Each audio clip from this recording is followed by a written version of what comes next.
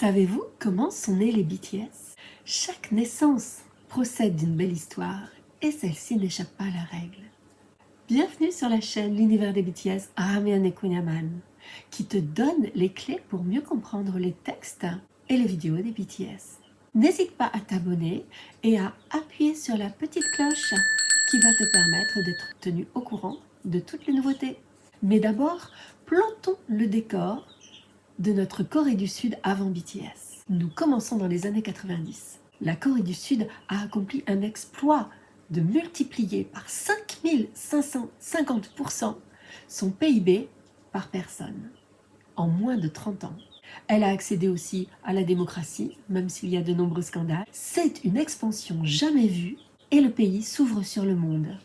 Avec les nombreuses inspirations venues des États-Unis et de l'Europe, un nouveau style musical apparaît, marqué par des artistes comme Sotaeji and Boys. Et la K-pop va mixer des genres musicaux extrêmement différents. Et c'est l'association de cette diversité et des éléments audiovisuels qui vont créer cette identité très particulière. La K-pop ne se résume pas à de la musique pop comme on le croit souvent en Occident.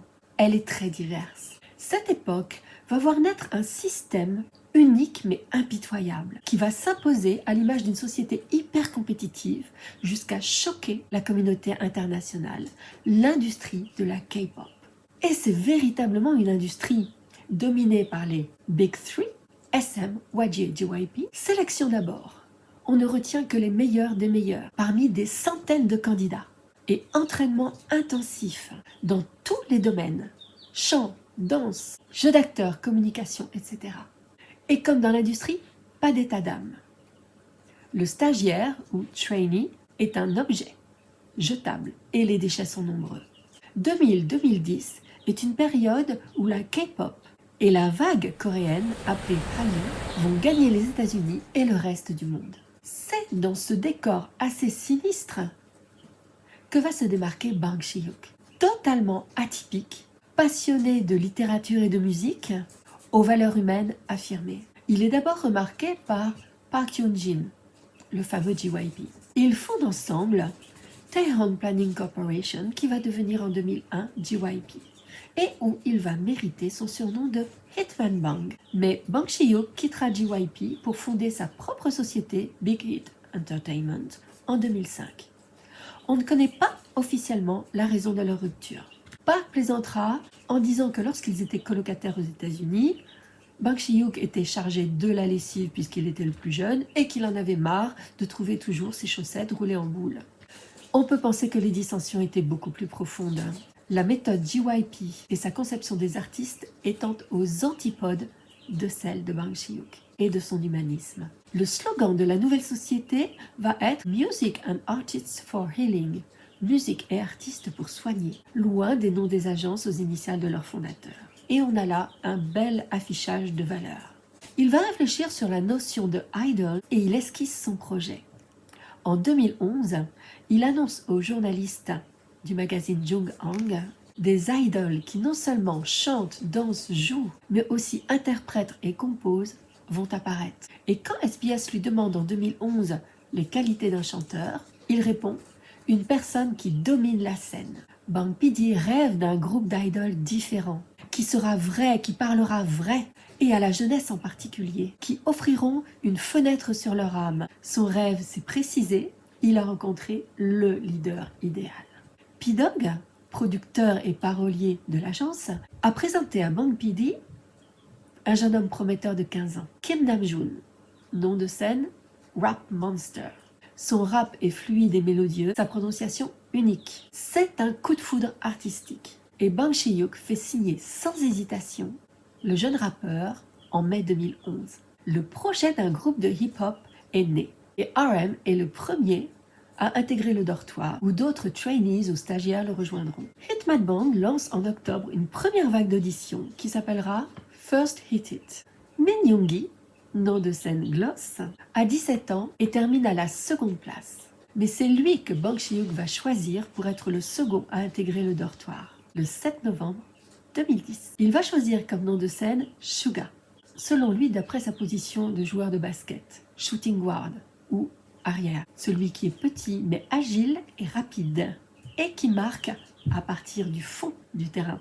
Mais des rumeurs rapportent que c'est une analogie au sucre, parce que sous ses aspects rugueux, c'est en fait un tendre. Son rap est très rapide et acéré. Puis c'est au tour de Jung Ho-sok, 16 ans, qui choisira le pseudo de J-Hope, d'intégrer le dortoir de ce qui s'appelle à l'époque Bulletproof Boys. Il intègre le 24 décembre 2010. Son talent de danseur de hip-hop déjà reconnu est un atout majeur. C'est également en 2010 que Supreme Boy va rejoindre le dortoir, ainsi que Eleven et Aaron, deux autres rappeurs. Les débuts du groupe sont prévus pour la mi-2011. Cependant, Bang Si-hyuk ne parvient pas à trouver l'harmonie dont il rêve pour ce groupe et il choisit de changer d'orientation. Pour toucher plus de monde, il va choisir une option plus polyvalente et plus atypique, à mi-chemin entre hip-hop et idol, pour un groupe qui serait inclassable. Ce changement de cap va causer le départ de plusieurs rappeurs. Supreme Boy va choisir de rester, mais en tant que producteur, et Suga hésitera longtemps avant de rester, ne se reconnaissant pas du tout dans le statut d'idol.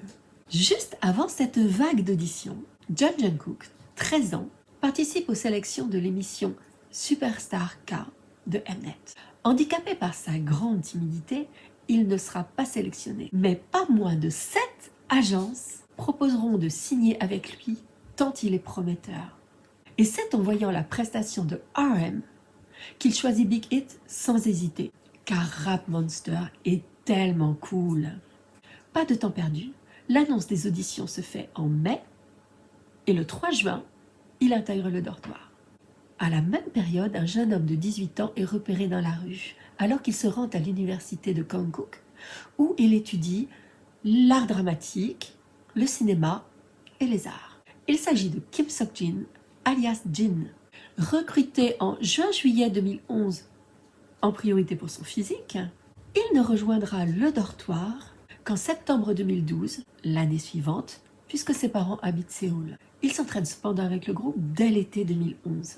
Kim Tae-young, 15 ans, est quant à lui recruté avant même la phase finale des sélections. Alors qu'il venait simplement accompagner un ami, il choisit comme nom de scène V comme victoire. Il rejoint le dortoir le 3 septembre 2011, mais restera secret jusqu'à quelques jours avant les débuts du groupe. La dernière pièce du puzzle, et non la moindre, rejoindra le dortoir le 15 mai 2012. Park Jimin, alias Jimin. Il a 16 ans. Danseur contemporain de talent, ce qui est plutôt atypique pour danser du hip-hop, il possède un timbre de voix extrêmement particulier et reconnaissable, un atout pour le groupe. En tout, c'est une trentaine de stagiaires qui aura séjourné à tour de rôle dans le dortoir avant de trouver l'harmonie idéale qui fera le groupe. J-Hope n'hésitera pas à affirmer qu'ils ont été réunis par le destin, alors que rien ne les prédestinait à un succès planétaire. Cependant, ne croyez pas que leur parcours a été jalonné de roses pour autant. Je vous donne rendez-vous dans une seconde partie d'ailleurs pour la suite des aventures de nos 7 boys, sur un chemin plus marqué par les épines et la sueur, le sang et les larmes que par le parfum suave des fleurs. Je vous souhaite plein de belles et bonnes choses. N'hésitez pas à vous abonner, à liker. Prenez soin de vous et des autres. À bientôt. See you soon. Got manayo.